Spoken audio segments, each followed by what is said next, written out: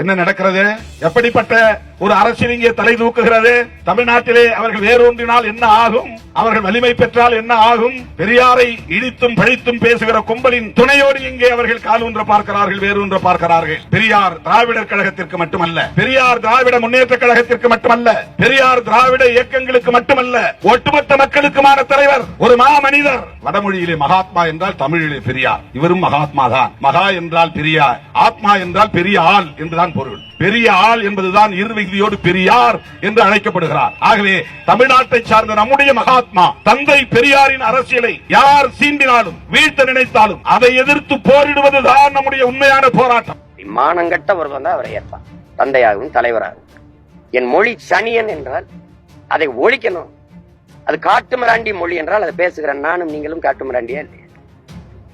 அது முட்டாள்களின் பாஷை என்றால் நானும் நீங்களும் முட்டாள்களா இல்லை? அது காட்டுமிராண்டி மொழி சனியன். அதை படிச்சா வேலை கிடைக்குமா? பிச்சை எடுக்கத்தான் லாய்க்கப்படும் அப்படின்னு சொன்னவர் கடைசி வரைக்கும் என் தமிழ்ல எழுதி தமிழ்ல பேசி பிச்சை எடுத்தாரு. பதில் இருக்கா? மொழி அபிமானம் கூடாது. மொழியில என்ன இருக்குன்னு பேசுன நீங்க ஏன் இங்கிலீஷ படினீங்க? ஏன் இங்கிலீஷ படினீங்க? தேச அபிமானம் கூடாதுன்னு நீங்க ஏன் திராவிட நாடு கேட்டீங்க? பதில் சொல்லிட்டே போகும்.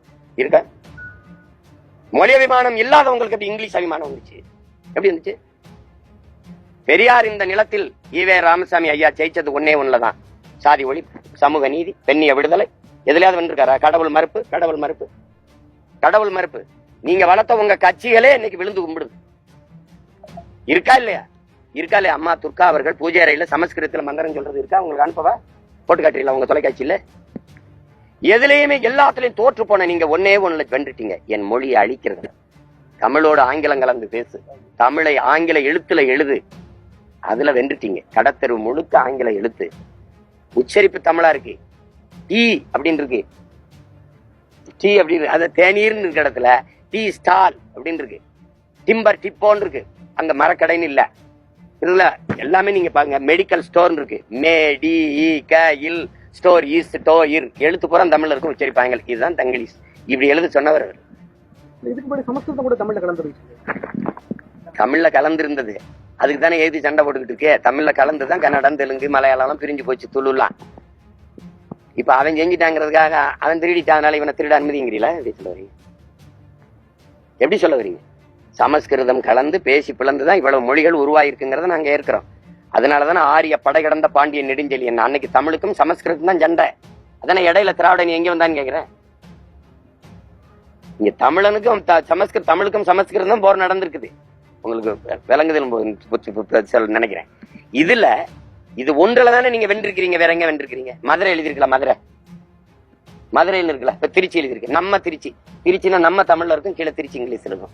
இதுலதான் நீங்க வென்றீங்க. தமிழோடு ஆங்கிலம் கலந்து கலந்து பேசுங்கிறாரு, பேசுறீங்க. பெரியாருடைய சிந்தனைகளை நீங்க ஏற்றுக்கொள்ளக்கூடிய சிந்தனைகள் எதுவும் இருக்கா? ஏற்றுக்கொள்ள சிந்தனை எல்லாம் ஒண்ணும் கிடையாது. ஏற்றுக்கொள்ளக்கூடிய சிந்தனை என்ன இருக்கு? ஒண்ணு சொல்லுங்க, நான் ஏற்றுக்கிறேன். ஏற்றுக்கொள்ள முதல் அடிப்படையில தவறாயிடுச்சு. நாங்க பகையாயிட்டோம், வரலாற்று பகையாயிட்டோம்.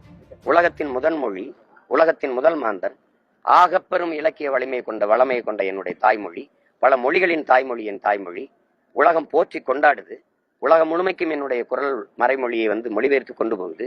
என் இலக்கியத்தை போற்றுது. உலகத்திற்கு அறிவை கடன் கொடுத்த ஒரு இனம். என்னுடைய மொழி, என்னுடைய இலக்கியம் கற்பிக்காத அறநெறி கிடையாது. அவ்வளவு பெரிய மொழியை ஒருவர் சனியன் என்று சொல்வார் என்றால், அதை ஒழிக்கணும்னு சொல்வார் என்றால், அவரை ஏற்கணும்னு சொன்னா இப்படி மானங்கட்ட ஒருவன் தான் அவரை ஏற்பான்.